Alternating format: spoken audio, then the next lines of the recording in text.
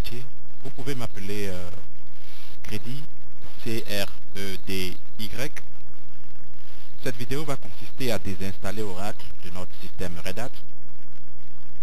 Le mien que j'utilise, c'est Red Hat 5.4 Server. J'ai déjà installé Oracle 11G Release 2 sur ce système. Et ce que je vais faire maintenant, c'est de le désinstaller. Donc la première des choses à faire, c'est de se connecter en tant que root. Ouvrir notre terminal et puis si vous n'êtes pas encore le super utilisateur, c'est de vous connecter sur le super utilisateur et puis on va commencer la deuxième. Après la connexion en tant que root, c'est de supprimer tous les fichiers qui concernent Oracle dans le /etc/ donc qui est un dossier. Donc qu'est-ce qu'on fait? On va juste taper cette commande rm-f/etc/ora et étoile. Tape entrée, c'est fait. La deuxième chose, c'est de supprimer tout ce qui se trouve dans le dossier tmp qui est le temp rm-rf espace /tmp et puis étoile, entrée. La troisième commande, c'est celle-là, rm-rf espace /u01. Donc U01, je tiens à vous le dire, c'est dans ce dossier-là que j'ai installé mon logiciel d'Oracle, pardon. Et c'est le dossier principal dans lequel j'ai installé Oracle. Donc je supprime ce dossier-là.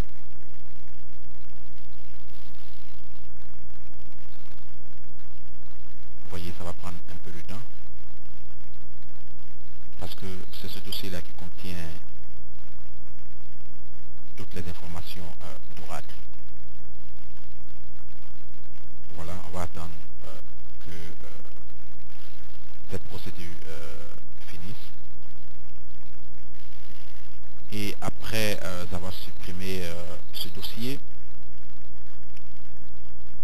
on va passer à une autre étape qui est de supprimer l'utilisateur Oracle qu'on a pris pour installer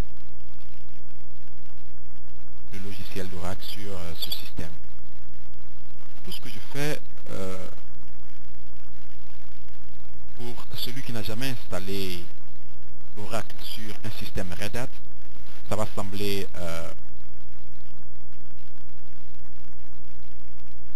un peu confus pour lui. Mais une fois que vous avez installé Oracle sur un système Red Hat, vous allez voir que les mêmes dossiers et les mêmes fichiers que je suis en train de supprimer ou bien de modifier, vous les avez déjà utilisés lors de l'installation. Donc c'est terminé. On va maintenant supprimer l'utilisateur dont je parlais tout à l'heure, c'est de supprimer l'utilisateur Oracle. Donc userdel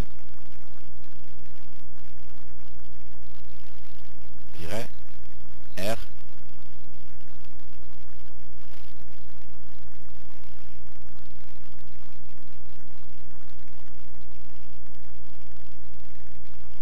et Oracle. Je supprime.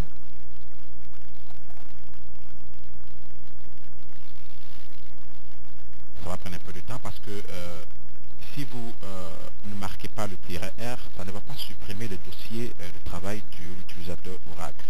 Donc j'ai mis le -r pour que ça puisse supprimer en même temps l'utilisateur et son dossier dans lequel il travaille. C'est ce qu'on appelle le present, le PWD. Pardon, je suis en train de parler anglais à l'intérieur. C'est PWD qu'on appelle en anglais Present Working Directory.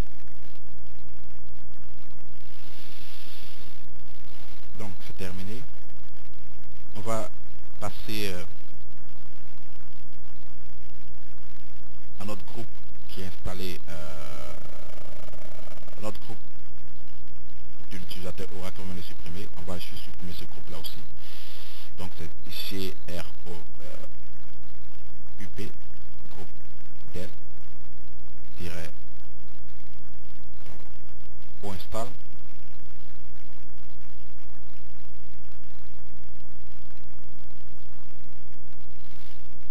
Donc c'est l'un des groupes de l'utilisateur Oracle qu'on avait supprimé.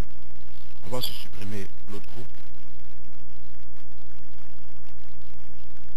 Pardon, cette erreur là revient à cause de la performance de mon système, la RAM que j'utilise.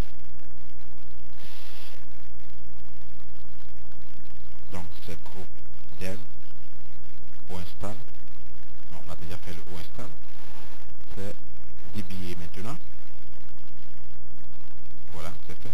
Et on va supprimer aussi l'autre groupe Dell OPR. Voilà. Et maintenant, modifier les fichiers qu'on avait modifiés lors de l'installation. Donc, je vais choisir le VI, ou bien en anglais le VI Editor. Donc, /etc/6ctl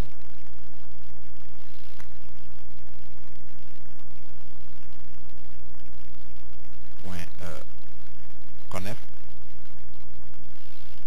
Et vous voyez que nous sommes rentrés à l'intérieur de ce fichier là. Voilà. Donc, vous voyez, lors de l'installation, j'ai pris le soin de mettre Oracle Setting.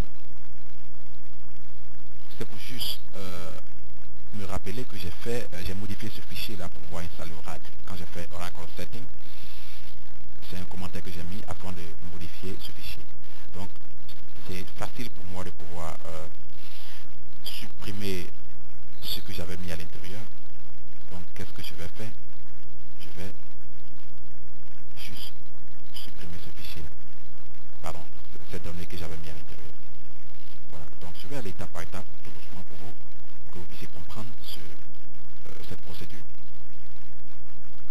Donc je supprime tout ce qui se trouve après Oracle Setting. Voilà. Et c'est fait. Si vous voulez aussi, je peux juste supprimer ce que j'avais mis. Hein. Voilà. Maintenant, je vais sauvegarder la modification. Et on va juste confirmer cela.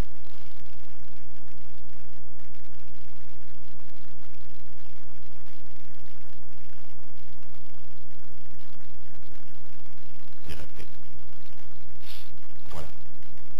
Donc tout a été modifié correctement. On va aussi ouvrir un autre fichier qui est celui-là /etc/security /limit.conf. Et on va aller jusqu'en bas. Et j'ai mis aussi un commentaire pour dire que c'est une modification que j'avais fait en fonction d'Oracle. Voilà. Je vais supprimer ça.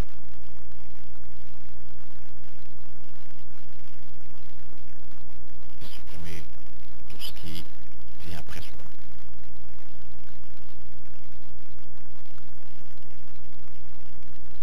Voilà, je vais juste enregistrer ce que j'ai fait. Ouvrir encore un autre fichier. Tous ces fichiers là, ce sont des fichiers que j'avais modifiés lors de l'installation, comme je vous l'ai dit au début. Donc on ne fait que enlever ce qu'on avait mis lors de l'installation et garder le fichier original. Voilà, vous voyez Oracle Setting.